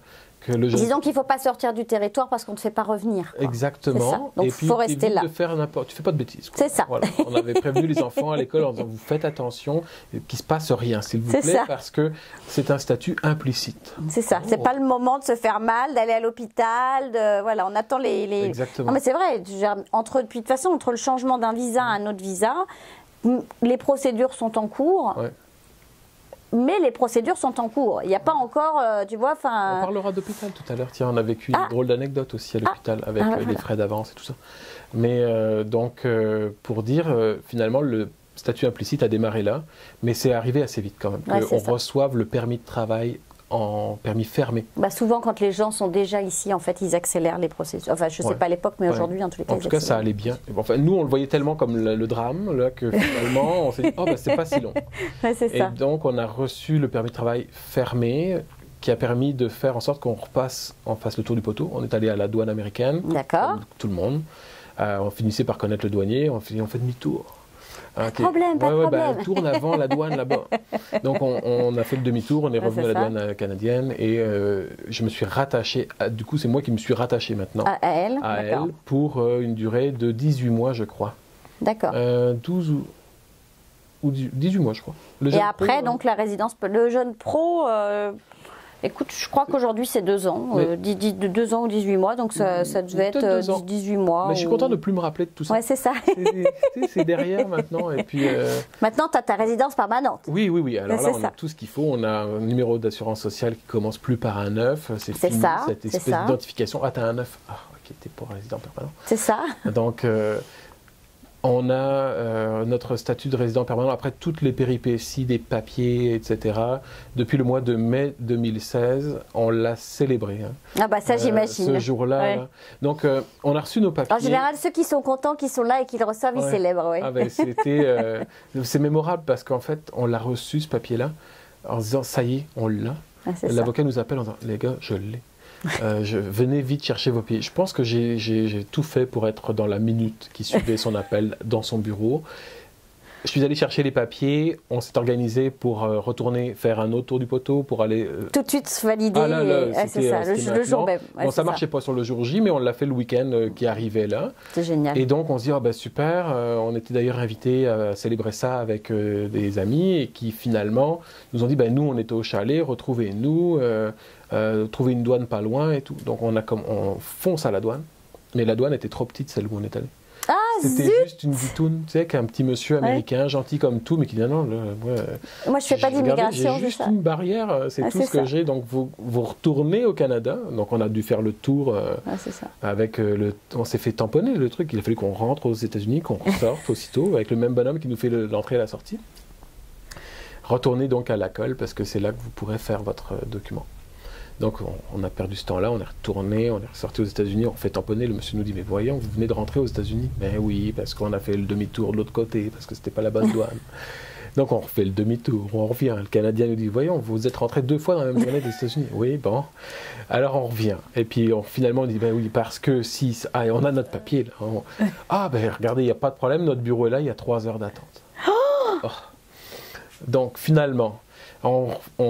c'est pas grave, on n'était plus à 3 heures près, ça faisait juste 3 ans. C'est vrai. Donc on était en mode, c'est cool. Tu me donneras l'adresse de cette douane-là, que je ne l'essaye pas celle-là. Mais c'était peut-être l'heure, on est tombé sur c'était un week-end des Américains en mode vacances, quelque chose. Ça. Bref, ça coïncidait qu'une mauvaise... 3 heures d'attente réelle? Oui. D'accord. Mais on était tellement contents que c'est passé. Ça aurait mis 6 heures, c'était pareil. On a dévalisé le distributeur automatique de chips parce que les enfants avaient faim. On a pris tout ce qu'il y avait dans le distributeur. Mais c'était génial parce qu'on le savait que c'était fini cette étape-là. Donc le guichetier, la personne qui était là, qui s'est occupée de nous. Il avait 4 soleils. On est heureux, ça y est, on y est. Et puis, c'est drôle, je suis content, ou je sais pas, mais de reparler de ça aujourd'hui, c'est bizarre, parce que finalement, j'en ai oublié une bonne partie, parce que ça me tient pas à cœur forcément de m'en rappeler pour toute ma vie, parce que c'est sûr. On a eu d'autres étapes avant ça, parce que ça, c'est l'événement où on célèbre. C'est ça. Puis, juste avant ça, on se rappelle, on est quand même passé par la visite médicale. On est quand même passé par les tests de langue. Travail qui s'arrêtent. Tests de langue, bien entendu, en français. On a testé mon français. J'ai pas eu la note à 100%. Bah alors non, je devais déjà avoir l'accent, c'est pour ça. Mais donc ça, la visite médicale, le test de français, plus les différents documents à fournir, où il manque sans arrêt un document à fournir. Heureusement qu'on avait cet avocat avec nous qui finalement s'est chargé de nous rassurer avant toute chose, en disant j'ai le processus en main. Je sais comment ça va se passer, c'est comme ça que ça va se passer. Il y a des délais, je vous tiendrai informé, puis il nous a appelés. Il nous en a parlé, il nous a dit voilà, j'ai reçu ça, donnez-moi ça, envoyez-moi ça, payez-moi ça. Mais j'ai pas ressenti le moindre abus. Parce qu'il y a du vrai travail en fait. Ouais. Ça c'est sûr. Puis autour de nous, il y avait une belle présence, et notamment moi je trouve dans l'entreprise où je travaille, Charles-André est quelqu'un avec qui je travaille depuis le début, qui en fait est à la fois mon patron et le propriétaire de l'entreprise. Puis même moralement, il m'a toujours soutenu dans le sens, regarde, il me dit de toute façon, si tu n'as pas tes papiers, on va trouver une solution, tu partiras pas, on ne peut pas perdre un gars comme toi. Et j'avoue que ça m'a aidé parce que c'était un soutien moral. Bah, bien sûr. Il n'était pas question qu'il y ait de soutien financier, j'en voulais pas. Je devais réussir ça moi-même. Et il y a eu quelque chose de vraiment... il y a eu comme un côté fédérateur autour de ça. Il y a non, toujours de on ne peut pas te l'entraide. perdre, on est content que tu travailles avec nous et tout ça. Et on a réussi ça. Bah ouais, c'est ça. Bah, c'est vrai que l'entraide ici, ils sont très très forts. Moi, j'ai rencontré des gens qui ont été malades, gravement malades, et les voisins ont été extra voisins, amis. On venait leur livrer des plats tous les jours. Tous les jours, il y avait une famille qui leur apportait un plat parce qu'ils savaient que c'était compliqué. Enfin, vraiment, mais c'est... Donc là, tu vois, on entend ça, l'entraide, le soutien, on va pas te perdre, on va s'arranger, on va faire autre... C'est vrai que c'est... Bon, bref. Le Québec est fabuleux. Donc aujourd'hui, résidence permanente. Oui. Des enfants toujours dans le système scolaire québécois public. Oui, oui.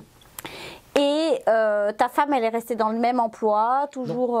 Non, elle a... D'accord. Non, dès qu'elle en a eu la chance, en fait, elle a démissionné de son travail parce que elle était arrivée au bout de son permis de travail. Son ambition devenait... il y avait la date de permis de travail qui dit qu'elle n'était plus obligée de travailler là. Même si ça se passait bien, honnêtement. Oui. Mais ça l'a libérée aussi de se dire, bon ben voilà. Je suis libre d'aller où je veux. Je peux maintenant choisir autre chose. Et donc, elle a démissionné à l'été 2016, après qu'on ait notre résidence permanente. D'accord. La résidence permanente obtenue, le mois d'après, elle démissionnait. Parce que ici, on se trouve un travail comme ça. Donc, en fait, on démissionne, on prend le temps qu'on veut, et puis on cherche un travail et on retravaille. C'est ça. Donc, elle a démissionné, elle a pris l'été pour elle, jusqu'au mois d'octobre. Donc, juin, juillet, août, septembre, octobre. Un bon moment de détente, parce que il lui fallait ça. Puis, elle a bien fait. Et donc, elle est repartie un peu en France, en famille, et tout ça, revenue. Enfin, bref, des moments où... des vrais moments à soi. Exactement. Puis, début octobre, elle s'est dit, je me cherche quelque chose qui, maintenant... m'intéresse vraiment. Je veux arriver à quelque chose qui me plaise et donc je m'en donnerai le temps. C'est ça. Ça n'a pas tellement manqué de rencontrer des gens, de faire des entrevues et tout ça, mais c'était difficile de trouver vraiment un truc qui lui plaise là. Et est arrivée une opportunité qui fait que, d'ailleurs c'est drôle parce qu'elle ne trouvait pas, puis finalement elle finissait par se dire, bon sang, finalement je ne trouve pas. Et puis, un jour arrivent 3 offres. Donc l'une des 3 offres, en fait, avait un processus de recrutement plus complexe dans lequel il y avait une première entrevue, une deuxième entrevue, une troisième entrevue. Mais c'était la bonne. Et donc, depuis, elle a trouvé un emploi. Donc, c'est au Collège de la Salle à Montréal où elle est en charge des programmes pédagogiques. Et c'est ça qu'elle voulait. Donc, finalement, c'était un peu plus long que prévu, mais parce qu'elle avait été aussi plus sélective. Non, en même temps, c'est super. Elle est contente de ça. C'est un domaine dans lequel elle a plein de nouvelles choses à faire. Dans un domaine qui n'est pas celui des langues dans lequel elle travaillait, mais de l'hôtellerie, restauration et tourisme. Et finalement, c'est de la pédagogie. En tout cas, elle a trouvé ce qu'elle voulait comme nouveau métier, défi, travail, dimension de l'entreprise qui change complètement. Parce qu'avant, elle avait c'était dans une entreprise de 5 personnes, puis là c'est une entreprise de 5 000 personnes. Donc ça change tout. C'est ça. Voilà, donc non, pour le travail, c'est ça. Et alors les enfants, tu nous disais que tu allais revenir sur l'hôpital, l'expérience hôpital. Alors, l'hôpital. Parce qu'il y en a beaucoup qui se posent des questions sur le système de santé. Assuré, hein. Donc nous, dans la période de PVT, on avait une obligation de rentrer au Québec avec une assurance privée. Tout à fait. Souscrite, prouvée. Puis c'était clairement, là par contre, il n'y avait pas de débat. Ah bah si tu l'as pas, t'es renvoyé, hein, tu rentres pas. Hein. Ça, c'est toujours comme ça. Quand tu as 2 enfants, tu niaises pas avec ça. C'est ça. Tu t'organises. Et donc on a un ami assureur en France qui connaissait le processus, qui donc nous avait vendu un contrat, je crois que ça s'appelle April. Oui, April, ils sont très bien. Et on peut confirmer que c'était très bien, parce que ça paye vite. Je suis appelée April pour qu'ils me fassent... Qui me financent là un peu là, on leur fait de la pub. Bon, mais c'est vrai qu'ils sont très bien. En tout cas, nous, c'était vraiment bien. C'est notre assureur qui n'était pas April, mais qui nous a vendu le contrat April. Ouais. Et qui en fait nous a fourni les cartes et le dossier, tout ça, d'une assurance privée qui n'était pas si chère que ça d'ailleurs quand on ramène ça avec le la coût que santé, c'est ça. représenter. Et donc de la durée totale de notre permis de travail ouvert, donc de PVT, qui finalement a duré un peu plus longtemps parce que moi j'avais rallongé celui de ma femme de 3 mois par le mien. On était sur cette assurance-là, et puis notre fils Oscar s'était un jour dit, tiens, j'aimerais ça voir si la céramique brise, si je saute la tête dessus du caddie, tu sais, dans un caddie, puis il dit, je vais sauter, plonger, puis voir si ça casse. Ça n'a pas cassé. Il avait quel âge? Il avait 3 ans. Ah oui, ça fait mal. Donc on était sur la rive sud, on est allé à un hôpital Charles Lemoine, qui est en fait l'hôpital du coin où on était là. On a eu un délai d'attente insupportable, des urgences vraiment mal triées, un délai de priorité bizarre. En fait, des gens qui viennent avec un gros livre, qui s'attendent à être accueillis aux urgences. Puis nous, un petit bonhomme qui venait de s'exploser la tête sur la céramique et puis qui pleure et qui hurle et qui commence à s'endormir. Et on sait qu'un enfant ne doit pas s'endormir. Il ne doit pas s'endormir, il faut le placer, il faut le passer devant tout le monde. Là, et on commençait à être un peu énervé, je dois bien le dire. Et finalement, on finit quand même par passer, après que je sois allé au McDo chercher une frite ou quelque chose, parce qu'il commençait à avoir faim aussi, mais il commençait à pas perdre connaissance, mais il s'endormait, il était super tard le soir. Enfin, genre un moment vraiment pas cool. Puis, pour qu'on puisse finalement rencontrer le médecin après avoir été rencontré par la personne de triage, il a fallu qu'on aille prouver qu'on allait quand même payer. Donc, je devais aller présenter notre numéro d'assurance sociale, celui de notre fils, et puis la preuve d'assurance avec la carte soleil qu'on n'avait pas. Forcément, puisqu'on était en statut temporaire. Donc, vous aviez votre assurance privée, en oui, fait. Absolument. Sauf qu'ils n'avaient pas grande considération de notre assurance privée qui ne deviendrait pas un tiers payant.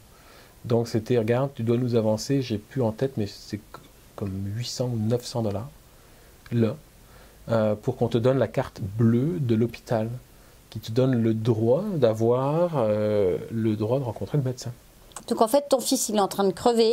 Enfin là, non, mais imagine ton gamin est en train de crever. Je ne sais pas si, honnêtement, dans une situation plus grave, ça aurait été le même traitement. D'accord. Moi, je voyais ça grave parce que c'est un enfant de 3 ans qui a la tête avec une bosse de même et qui se trouve là. Je me suis juste dépêché de faire ce qu'on me demandait. C'est ça, on ne se pose pas la question à ce moment-là. C'est la vie de notre enfant. C'est juste que la carte de crédit que nous avions était plafonnée à 500 dollars parce qu'on était nouveaux arrivants. On n'avait pas le droit à une limite haute parce qu'il y a tout ce paramètre crédit aussi. Et là, je me dis, voyons, et puis je me dis, ben non, il me reste la carte française. Bon, je prends la carte française, je paye avec ça, ça passe, pouf, parfait.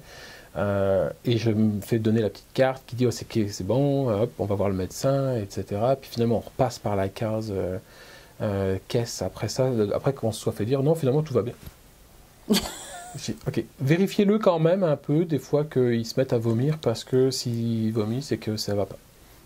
Donc, c'est ça l'étape de cette vie d'immigration, c'est aussi ça. C'est ça. Ouais. Et je dois bien avouer que ça, c'est pas le plus beau souvenir. Et donc, non, finalement, on se fait juste dire, non, rentrez chez vous, mais... Surveillez-le toute la nuit, réveillez-vous toutes les 2 heures, c'est ça. Il faut que vous regardiez si tout... Alors, on n'a pas dormi, c'est sûr. C'est sûr. Donc, finalement, on a fait les papiers avec April, tu sais, après ça. Parce qu'après, il a fallu que je remplisse les papiers en disant, ben voilà, on a payé ça. Donc, on s'est fait rembourser une partie des sous, mais après... Enfin, ça avait été assez bizarre. Je ne me rappelle plus du détail exact, mais... Mais en fait, tu as dû refaire des papiers avec April pour te faire rembourser de ce que tu avais déboursé. Finalement, oui. Donc, mais April, par contre, ça rembourse super vite. Donc ça nous a quand même enlevé une belle épine du pied. Et je vais vraiment les appeler, April. Hein. Puis pour tous les frais de santé, on en a eu quelques-uns quand même, quoi, c'est sûr. On n'a pas, à mon avis, explosé la chose, mais on a eu besoin quand même. C'est ça. Et maintenant que tu es en résidence permanente, tout ça c'est terminé, tu n'utilises plus du tout leur service, tu as ta carte... J'ai la carte soleil en fait, et puis tu as certainement... vous avez une assurance collective qui est liée à mon emploi. C'est ça. Qui est une, je pense, bonne assurance collective. Donc, de toute façon, elle est obligatoire. C'est-à-dire que tu n'as pas le choix que de ne pas en avoir. Donc, tant que tu travailles, tu dois avoir une assurance collective qui t'est proposée par ton employeur. C'est ça. Qui n'est pas d'ailleurs obligé de participer en passant. Donc, en l'occurrence, moi, j'ai la chance que ce soit le cas en bonne partie, mais ce n'est pas une obligation. C'est ça. Donc, finalement, on est dans un statut qui correspond, à mon avis, à un Français qui a la sécurité sociale aujourd'hui avec une mutuelle de bonne qualité. C'est ça. faut pas s'attendre à la même prise en charge pour plein de choses. Les assurances, non, les lunettes, couvrent les pas dents, les appareils dentaires. c'est ça. C'est pas du tout. Moi, j'ai tout le dentaire, mais pas les appareils. Ouais, c'est ça. Les lunettes, il n'y en a pas. Ça, tu payes tes lunettes. Ah, bah c'est ça, on paye les lunettes. Voilà. Alors, Donc, s'il y a du crédit d'impôt. Oui, si tu le atteins déclares, un certain c'est pourcentage de ton revenu annuel, et auquel cas tu peux le déclarer si tu as dépensé plus que 3%, C'est ça. 4%, j'ai plus le chiffre, je crois que c'est 3%, de ton revenu annuel en santé non remboursé, tu peux le mettre dans ton rapport d'impôt. Ouais. Exactement. Donc Ouais. c'est quand même un avantage. Non négligeable. Faut pas le comparer à la France, c'est pas fait pareil. Bah non, c'est différent. Non, puis c'est sympa quand même, moi je trouve, de déclarer ses impôts et puis de voir arriver un crédit d'impôt. Oui, absolument. Et donc, ça arrive aussi qu'on t'en redemande. Hein. Ça arrive. Ouais, mais moi, pour l'instant, j'ai toujours eu que du crédit. Bah, nous aussi. Mais ça m'amenuise d'année en année parce que maintenant qu'on ne paye plus la garderie le plein prix, on a moins de retours. Mais regarde, c'est annexe, c'est ça. Mais donc, voilà l'expérience de l'hôpital qui n'était pas la plus drôle. Ouais, bah, ça, j'imagine. Et aujourd'hui, un conseil que tu donnerais à des gens qui, comme toi, enfin comme vous, la famille, souhaite sauter le pas, se lancer. Est-ce que c'est quelque chose qui vaut le coup? Est-ce que tu retournerais en France ou pas? Quel est ton... C'est une bonne question, ça. Pour commencer par le conseil, je pense qu'il faut, à mon avis, mieux se préparer que nous. Je ne souhaite pas à quiconque veuille sauter le pas de le vivre avec le stress qu'on a vécu à certains moments de notre vie, qu'on a essayé d'éviter de contaminer notre famille française qui était du genre à dire « Ah ben voilà ». On vous l'avait dit. La seule, on vous l'avait dit, tu vois, on s'en est passé, donc on ne l'a pas dit. Donc on vivait notre stress, nous, sans trop contaminer la famille, pour être sûr que ça évite d'avoir ce genre de on vous l'avait dit. Puis d'ailleurs, le résultat, c'est que c'était pas la peine de subir le on vous l'avait dit, puisque ça fonctionne. C'est ça. Voilà. Et donc, je ne dirais pas qu'on ne rentrera pas en France, parce que c'est faux de dire ça, je ne sais pas. Quelques événements de notre vie ont fait qu'à un moment donné, on a un peu subi, on a eu 2 décès, on a eu de la famille malade, on a eu des gens qui sont arrivés ici, qui sont partis, qui t'amènent un truc dans ta tête de dire « Ah, ben finalement, pourquoi je suis vraiment là ?» Et puis aujourd'hui, je n'ai pas vraiment de réponse pour dire « On est vraiment là pour cette raison-là. On a voulu tenter un beau projet, puis aujourd'hui, on a essentiellement de la satisfaction, donc on est content d'être là. » Et puis, plus ça va, plus je trouve que nous sommes contents d'être là. Donc, ça continue parce qu'on est content d'être là. C'est ça. Voilà. En fait, le jour où il n'y aura plus l'équilibre entre les avantages et les inconvénients, parce qu'il y a des avantages et des inconvénients partout, hein, où on aille vivre, ce sera peut-être ce moment-là de réfléchir à autre chose. Mais en tous les cas, tant qu'on est encore avec de la joie, du bonheur, d'être bien. Et puis, nous aimons l'hiver. Hein. On vit l'hiver dehors. On n'est pas des gens qui se cloisonnons. C'est ça. On ne vit pas sur le plateau Mont-Royal pour se dire on vit au Québec avec que des Français. On a une expatriation intégrée. On a une expatriation où on vit avec des gens qui ne sont pas juste des expatriés. C'est ça. Si vous avez une vraie communauté autour de vous. Non, mais c'est ça. Nous, on vit ça aussi dans notre quartier. Voilà le conseil que je donnerais, ce serait de ne pas s'installer à un endroit où finalement tu ne vis aucune expatriation. C'est ça. Et où du coup, il n'y a aucun avantage. Enfin, finalement, rien ne change, sauf le décor éventuellement et la culture. Mais on ne côtoie pas vraiment la culture puisqu'on la connaît. C'est aussi des amis qui nous aident. La plupart les critiquent. C'est ça. En disant, ah ben tu sais bien, les Québécois... Mais... voyons, c'est pas... Non, ça marche pas. Et donc, mieux organisé que nous, pas sur le plateau, pas au milieu des expatriés parce que tu changes rien à ta vie. C'est ça. Prévoyez des sous. Ça, c'est vrai. Ça, on le dit tout je le dis, ça prend des sous. Puis c'est pas prétentieux, mais si t'en as pas, t'es mal, quoi. Parce qu'il t'arrive une bad luck, ben, tu te retrouves vite dans une situation où tu peux pas faire face. L'histoire de l'hôpital, c'est l'exemple même que s'il s'était vraiment passé quelque chose, on l'a jamais vécu, puis ça me tente. Il aurait fallu l'avancer. Probablement. Puis comment on l'aurait avancé, ben là, à ce moment-là, je dois t'avouer que je sais pas. Enfin, sûrement qu'il y avait peut-être une possibilité avec l'assureur de trouver quelque chose, mais on l'a pas vécu, puis c'est bien comme ça. Mais il faut vivre ça intensément, il faut sortir l'hiver, quoi. Ah bah ça, c'est sûr. Si tu restes enfermé, tu as juste envie de te tuer parce que tu n'as rien à faire. Si tu restes enfermé, tu es là. À moi d'adorer lire. Et encore, moi je trouve que surtout que les hivers sont froids, beaux, enfin absolument magnifiques. Alors c'est vrai que quand il neige, mais Si on n'a pas à prendre la voiture, moi j'adore sortir sous la neige. Absolument. Il ne faut pas avoir envie de prendre la voiture, c'est tout. Il faut bien s'habiller, il ne faut pas avoir Exactement. peur de mettre tout ce qu'il faut parce qu'il ne fait pas froid à moins 30. Non. Tant que tu es habillé. Il fait froid quand il fait 5 et qu'il pleut et que c'est humide et que ça c'est insupportable. De toute façon, on dit ici que il fait pas froid l'hiver, il n'y a que des mauvais vêtements, c'est tout.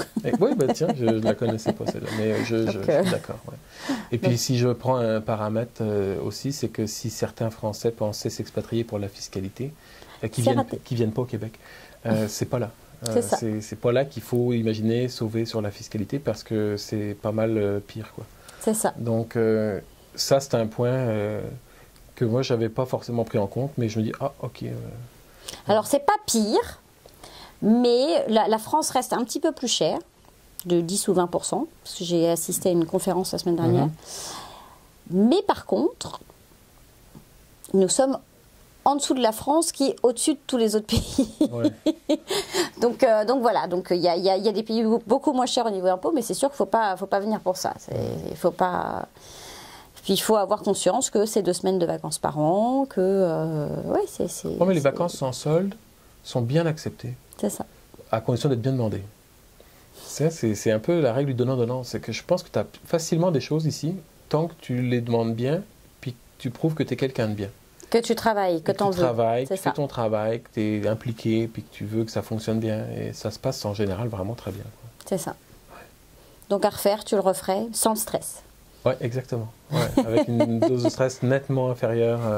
On partirait probablement avec une résidence permanente qu'on aurait fait d'avance, mais on ne l'aurait pas fait parce qu'on n'est pas comme ça. C'est ça. Parce qu'on ne l'aurait pas fait d'avance, notre résidence permanente, avec le délai que ça prend. Donc, regarde... tu l'aurais refait comme ça. Je pense que oui. Ouais.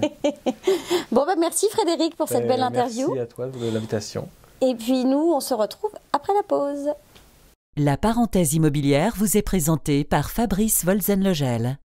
Bonjour Fabrice. Bonjour Géraldine. Alors, cette semaine, quel est le sujet? Cette semaine, on va parler de location. Le 1er juillet arrive à grands pas. C'est la période où les gens prennent possession de leur appartement. C'est aussi la période de l'été où la majorité des gens qui viennent de l'étranger arrivent avant la rentrée scolaire.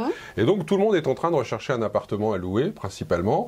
Et il se pose la question de qu'est-ce que je dois faire et qu'est-ce que je dois donner comme élément pour faire en sorte que les propriétaires soient rassurés et aient envie de me louer l'appartement. Tout à fait. On va faire un petit tour rapide. Savoir prouver qu'on ne montrait pas de blanche quelque part. Exactement. Donc, c'est vrai que c'est comment faire envie, comment rassurer, comment expliquer qui on est. La première chose, un bref rappel, vous avez trouvé l'appartement qui vous plaît, seul ou avec un agent, très souvent. Si vous êtes seul, vous allez avoir peut-être une négociation ouverte, toute simple, avec le propriétaire, il va vous poser des questions, puis ça va se régler là, il n'y aura pas de promesse de location en tant que telle. Très souvent, malgré tout, si vous passez avec un agent... sans promesse de location, excuse-moi. Après, c'est un accord avec le propriétaire, c'est-à-dire qu'on peut très bien s'asseoir comme on est là, trouver à être en face d'un propriétaire, discuter, puis tomber d'accord. Et puis à partir de ça, on fait directement le bail. D'accord, ah oui, il y aura quand même un bail. Il y aura toujours un bail. De toute façon, on a besoin d'un bail. Mais ce n'est pas le cas le plus fréquent. Le cas le plus fréquent, c'est quand même de faire une promesse. On parlera de la promesse une autre fois, mais c'est quoi une promesse? C'est un document qui est normalisé, dans lequel vous mettez qui vous êtes, qu'est-ce que vous louez, pour combien de temps, à quel prix, qu'est-ce que vous voulez comme inclusion, etc. D'accord, c'est une petite promesse de location. Voilà, c'est un document formalisé. Mais ça, c'est le document qu'on formalise. Après, ce qu'il faut voir, c'est qu'il faut toujours se mettre dans la peau du propriétaire. Complètement. Vous arrivez de l'étranger, il ne vous connaît pas. Vous n'avez pas le sacro-saint dossier de crédit qui, ici, est la preuve et la référence absolue sur votre solvabilité. C'est ça. Si vous avez suivi la conférence, vous savez tout ce que c'est qu'un dossier de crédit. Sinon, on refera aussi à l'occasion quelque chose là-dessus. Mais donc, vous ne l'avez pas. Et donc, vous n'avez pas de moyens tangibles et habituels de rassurer le propriétaire. Qu'est-ce qu'on peut faire pour le rassurer ? Eh bien, ce qu'on peut faire déjà, c'est lui donner différents éléments que l'on a facilement en sa possession. D'accord. C'est-à-dire, première chose, on peut lui donner ou lui expliquer le visa que l'on a. C'est-à-dire lui prouver simplement qu'on est légal sur le territoire, qu'on ne vient pas en touriste, puis qu'on ne va pas, entre guillemets, se carapater au bout de quelques semaines, parce qu'on ne se plaît pas, etc., sans avoir payé ou en prenant le risque. Donc là, vous le rassurez en lui disant, je viens avec un statut légal pour moi et ma famille. Évidemment que si vous avez un job, vous avez une lettre d'emploi ou une promesse ou un contrat, ça, c'est le Graal, parce que vous avez la preuve que vous avez un job et vous avez la preuve que vous allez avoir un revenu. Et très souvent, sur la lettre d'emploi, est indiqué le montant de vos revenus. Donc ça rassure. Si vous n'avez pas ça, vous pouvez aussi avoir une demande que vous faites auprès de votre banque en France, qui est ce qu'on appelle la lettre de notoriété. Oui. C'est un document tout simple, ils vous le font systématiquement, sur lequel est indiqué que vous êtes client de cette banque depuis X années et que tout s'est toujours bien passé entre vous et que donc vous êtes des gens fiables.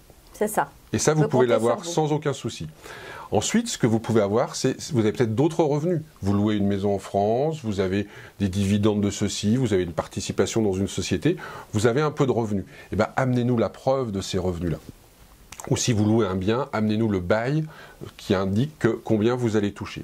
Et puis, en définitive, la solution aussi la plus simple, c'est de prouver qu'on a du fonds et qu'on a du cash. Donc, comment? Soit une lettre de la banque qui indique que vous avez tel montant de cash disponible et que ce montant-là, vous avez prévu de l'utiliser pour votre installation ici. Alors attention, il faut que ça soit cohérent aussi. C'est-à-dire que si vous louez quelque chose à 2000 $ par mois, donc 24 000 $ par an, il ne faut pas venir avec une preuve de fonds de 10 ou de 15 000. Non, ça c'est sûr. Ça ne va pas être clair. Ça ne va pas les rassurer. Ça ne va pas les rassurer. Donc il faut aussi la jouer finement et avoir une preuve de fonds qui prouve que, par exemple, pendant une année, vous avez les moyens de faire face à la situation et de payer votre loyer. En règle générale, avec ces éléments-là, on a déjà, en termes de papier, quelque chose de tangible et qui peut rassurer. Mais ce n'est pas tout ce qu'il faut faire. Ce qu'il faut faire, et ce que je vous conseille de faire, c'est de rédiger une feuille, un A4, où vous vous présentez. C'est-à-dire, vous présentez votre famille, qui vous êtes, comment vous vous appelez, le nombre d'enfants, où est-ce qu'ils vont aller à l'école, qu'est-ce que vous faisiez en France et pourquoi vous venez ici. L'important, c'est de raconter une histoire, c'est de faire envie, c'est de dire que la personne qui va vous louer l'appartement, elle a envie de vous connaître et que naturellement, elle va vous faire confiance parce que ce que vous lui avez écrit, c'est vous êtes une famille, vous avez 3 enfants, vous avez un projet que vous portez depuis 3 ans en France ou ailleurs et vous venez ici, ok, vous n'avez pas de job, ok, vous n'avez pas des choses claires, mais c'est quelque chose que vous avez mûri, que vous avez réfléchi et donc vous êtes des gens sérieux. Voilà. Et en règle générale, vous faites juste une petite format A4, un one page et ça permet de le joindre à la promesse de location. Et là, on a un dossier complet. Et en règle générale, avec ça, on arrive, tant bien que faire se peut, arriver à passer quelque chose. On y arrive. Et on y arrive très souvent, rassurez-vous, parce que malgré tout, il y a une tolérance et une compréhension, notamment sur l'île de Montréal avec les nouveaux arrivants. Je voudrais aussi parler d'une chose qui est importante, parce qu'on m'en parle souvent, c'est la notion de dépôt. C'est-à-dire le dépôt. Le fameux dépôt, le mythe du dépôt, etc. On n'a pas le droit de faire un dépôt de garantie ici au Canada. C'est tout à fait vrai. On n'a pas le droit, normalement, un propriétaire n'a pas le droit de vous demander un dépôt. Un mois de salaire, de loyer. Voilà, ça c'est la règle, d'accord? Ça c'est la règle, c'est-à-dire qu'il n'a pas le droit de vous le demander et il n'a pas le droit de vous refuser une location parce que vous n'avez pas le moyen de payer ce dépôt. D'accord? Donc ça ne peut pas être discriminatoire. Ça c'est la règle. Puis après il y a la vraie vie. C'est ça. Il y a la vraie vie. Et la vraie vie, c'est quoi? C'est qu'il faut rassurer le propriétaire. C'est ça, vous arrivez, vous n'êtes pas du pays, vous n'avez pas de revenus. Eh bien, il n'est pas rassuré. Donc, des fois, il peut vous demander le fait de verser 1 mois ou 2 mois de dépôt de garantie. D'accord? Alors, mon premier conseil, c'est essayer de transformer ces dépôts de garantie en loyer d'avance. Pourquoi? Parce que le propriétaire, il vous demande plein d'informations sur votre solvabilité. Donc, il sait si vous avez les moyens ou pas. Vous allez lui remettre 2 mois de dépôt, par exemple. On va dire 3 000, 4 000 $. C'est ça, 1 mois et demi, 2 mois avant, vous remettez 2 mois de dépôt. Mais qu'est-ce qui se passe à la fin du bail, quand vous partez, s'il n'a pas les moyens de vous les rembourser? Parce qu'on ne connaît pas la solvabilité des propriétaires. Donc, si c'est des loyers d'avance, ça peut, par exemple, être les 2 derniers loyers. Et puis, comme ça, quand vous quittez, les 2 derniers loyers, vous ne les payez pas et tout le monde est tranquille. Et vous n'avez pas à courir après votre argent, je dirais, à la fin du bail. Il y a un moment aussi où on va vous demander un dépôt, il ne faudra pas vous en offusquer, c'est si vous arrivez avec des animaux. Des chats, des chiens, des choses comme ça. La grande crainte, les sols sont en bois, il y a des moquettes ou des choses comme ça, c'est que les animaux viennent abîmer le mobilier, viennent abîmer les sols. Et donc, très souvent, les propriétaires peuvent accepter les animaux, mais vous demandent une garantie, qui là est un vrai dépôt de garantie, au cas où il y ait des dégâts qui soient faits à l'habitation. Parce qu'on est d'accord, généralement, je ne sais pas si on peut faire une généralité, mais les propriétaires vont repeindre, faire un appartement plutôt propre, joli, avant l'arrivée. C'est peut-être pas systématique. C'est pas systématique, mais comme toutes ces dépenses sont déductibles de leurs revenus, entre guillemets, de location, donc eux, ils considèrent ça comme un investissement. Donc c'est sûr qu'il ne faut pas hésiter à demander si les peintures sont un peu défraîchies, etc. À ce que les peintures soient refaites. En règle générale, c'est accepté. Mais il y a aussi, on n'en a pas parlé ici, mais qui est aussi important, c'est que très souvent, il n'y a pas d'état des lieux d'entrée. C'est ça. Et donc, il n'y a pas d'état des lieux de sortie, de fait. Donc, c'est vraiment basé sur la confiance, d'accord? Vraiment basé sur le fait que, quand vous rentrez dans l'appartement, s'il y a vraiment quelque chose qui ne va pas, vous en faites part tout de suite. au propriétaire qui lui va corriger la situation, voilà, et vous êtes censé rendre l'appartement dans l'état dans lequel vous l'avez eu, avec simplement l'usure normale qu'il peut y avoir au bout d'une année ou de 2 années. Mais le dépôt pour les animaux, c'est quelque chose, attendez-vous à ce qu'on vous le demande, et le dépôt, parce que vous êtes des nouveaux arrivants, ça peut aussi faire partie des choses qu'on vous demande, et ne vous en offusquez surtout pas. Voilà, j'espère que ça va vous aider pour faire des belles locations. C'est ça, un bel éclaircissement. Donc maintenant, vous connaissez presque tout le secret d'un dossier de location. Merci beaucoup, Fabrice. Ça fait un plaisir, Géraldine. Et puis nous, on se retrouve la semaine prochaine en forme et de bonne humeur. Comme toujours. Allez, à très bientôt. À bientôt, au revoir.